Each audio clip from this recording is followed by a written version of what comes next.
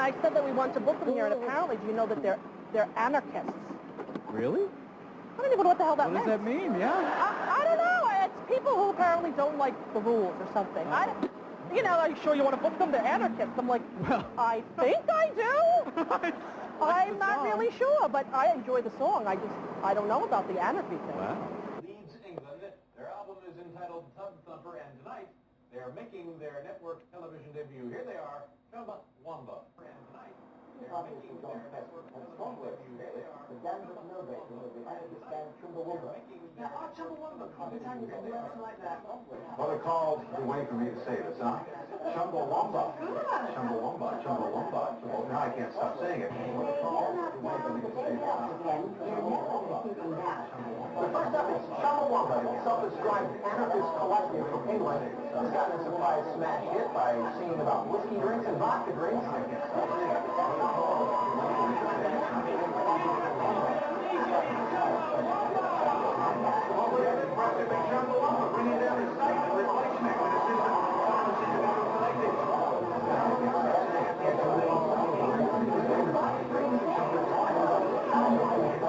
Chumbawamba, they were this band, they were around for years and years doing these sort of vaguely embarrassing records. They weren't embarrassing because they were political, they were embarrassing because they were that sort of your aunt and uncle trying to join in at the party because they were a bit older than everyone else and a bit untrendy. It was really exciting. They're just redundant and they're fake and they're appalling. Because they're a punk band. They're a punk band in in absolutely every sense of the word. I mean, to the people arming themselves and fighting against imperialism and all that sort of thing. And at the same time, I mean, to helping all women cross the road. That's Chumbawamba. Would you work with him again? Never. How long has the group been around? 15 years. Really? Yep.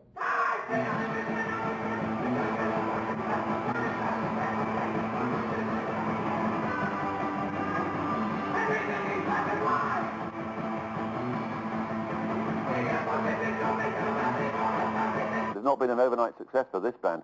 They've been together for 13 years.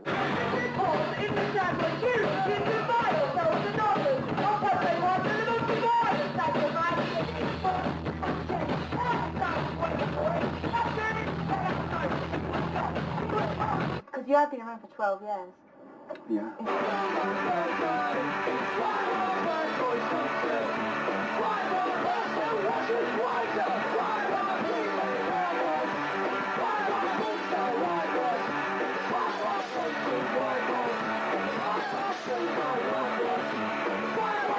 Now, it may seem like overnight success, but the group's been around for more than a decade.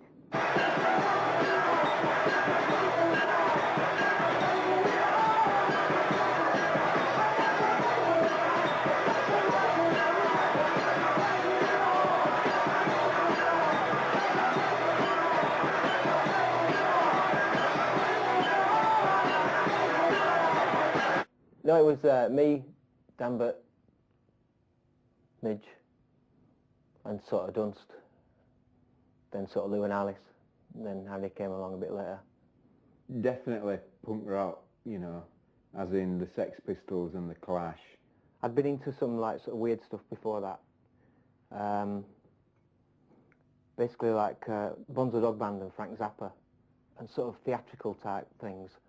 And I thought that was a fantastic thing to do, but because I couldn't play any instruments, I just thought, well, that's it, they're great, but it's not really my sort of thing. But then when punk happened, it was like, all right, you don't need to know how to play an instrument.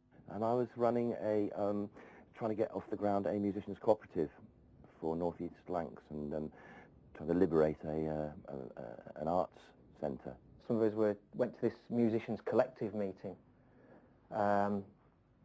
which Simon Lanson had sort of put together. And there was a lot of punk around. There was a lot of that time. There was a lot of working with the punks, and I was working with a band called Chimpy's Banana, which was the forerunner, I think, of Chumbawamba. He went, right, first off, we'll see you, how many people in here are in bands?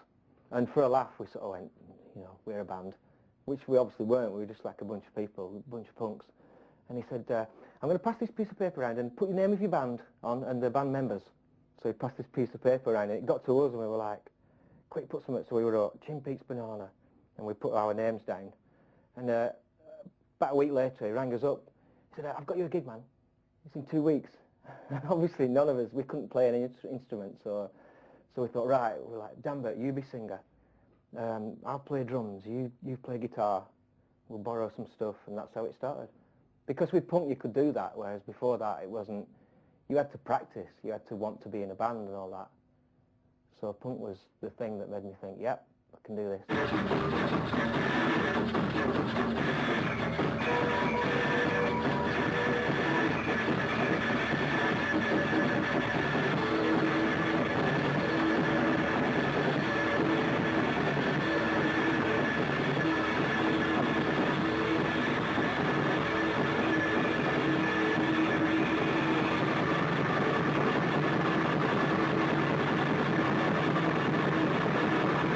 Me and Lou were going over to Leeds all the time, and basically if you happened to be there in the place you got to join the band at that point in time, and it was just luck that Lou could sing and I couldn't. I didn't particularly want to be in a band, but they needed someone to like sing a couple of songs, and I was already sort of like knocking about with them, as it were, and they just made me do it. It was weird. It was like watching I don't know, as if a left-wing theatre group from the early 70s had crashed into a tank of toxic waste and mutated. And they lived in this big old sort of like derelict house with old like tractors in the garden and stuff. Or maybe I was hallucinating. And I said to somebody, excuse me, you know where Chumbawamba lived round here? This old bloke went, you mean the house with weirdos in? Up road. Southview House, 60 Carcrofts, Leeds, LS12, 3HB.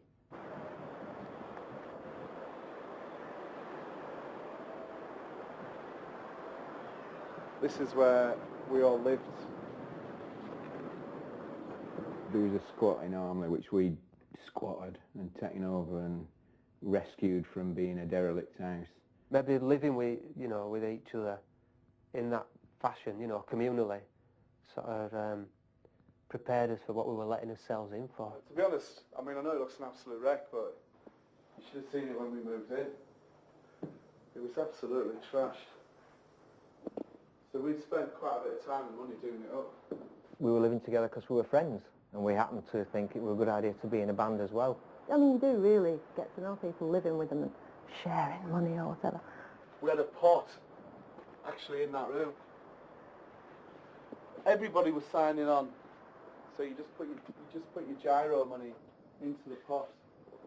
People can't get their heads around the fact that you don't have individual money, and that you can get on with like 8 people without arguing about money constantly.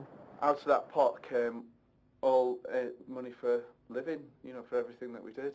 If you can get through living in a confined space with a lot of other people in quite sort of intense situation, you can more or less get through anything.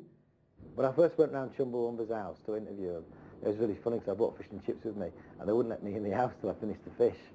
And then it was pointed out to me quite civilly that the chips had all probably been fried in the same oil as the fish, so I couldn't bring them in either. And they had a dog and they used to feed it carrots. I'm serious. Isn't that the cruelest thing you could possibly do? There was a lot of lies and myths and rumours about Chumbawamba that we used to find out, second and third hand. Property was, in the early days, underpants were commonly owned. Man, all that living in a squat thing, it didn't all foster the idea that we're, a bunch of, hippie, I don't know, extended family, Partridge, Mormon, Osmonds, kind of weird sort of thing. It was convenient and cheap, and we could practice there. Look, just to remind ourselves every day we were practicing. I think their experience of the miners' strike changed them a lot. I mean, I remember one of them saying to me that it's a bit hard to sort of like bang on about, animal rights when the miner on the picket line next to you is eating a bacon sandwich. So let us let them down, because if we do, in the years ahead, none of us will be able to hold our heads high when the kids ask, what did you do during the miners' strike of 1984?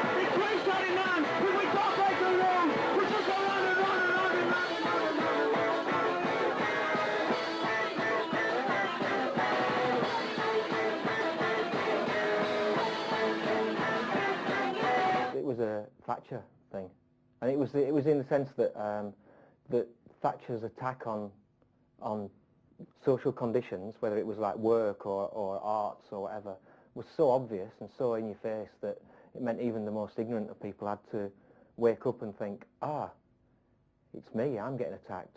It's all right walking down like a gonk with like weird hair and wearing silly clothes and not eating cheese because it's unfair to cows and stuff, right? Yeah, but it doesn't have to alienate you from ordinary, decent, working class people like their peers. I think that's another reason why they dropped all that silly bollocks and got into class politics. You know, on stage, I don't think we look like we're having fun early on. It was our duty to be on stage.